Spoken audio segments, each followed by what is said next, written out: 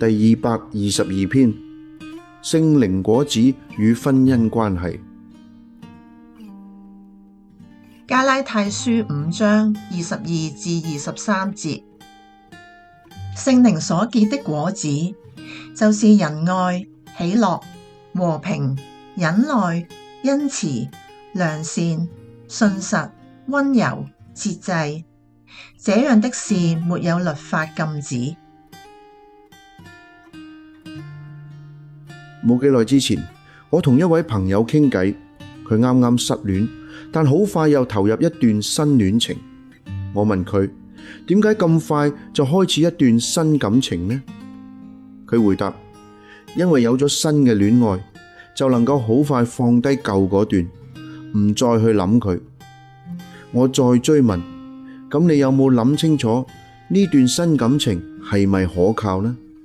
佢話：我都唔確定，只係覺得佢好似係我想要嘅對象。喺交談當中，我明白佢對每一段戀情都好認真、好投入，但結果卻總係無花果，冇真正嘅成果。於是我提醒佢，點解唔先停一停，諗清楚上一段感情點解會失敗，明白咗原因，再開始新嘅一段呢？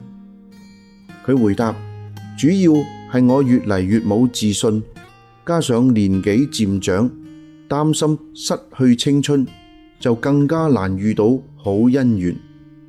我話俾佢聽，外在嘅青春固然重要，但真正能夠吸引人，讓感情堅固嘅，其實係內在美。咁樣，究竟乜嘢先至能夠令婚姻同感情得以維繫呢？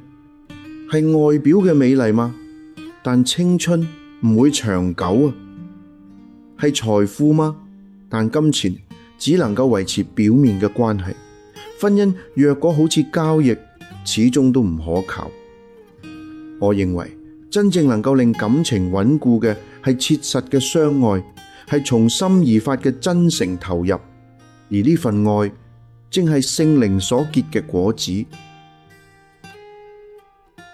今日嘅經文提醒我哋，聖靈嘅果子包括仁愛、喜樂、和平、忍耐、恩慈、良善、信實、溫柔、節制。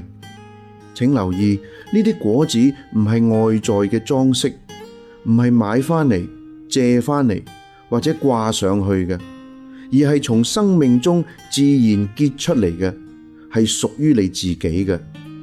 當一個人生命中有咗呢啲果子，佢嘅愛情、婚姻、家庭就會更加美滿幸福。朋友，你相信聖靈嘅大能嗎？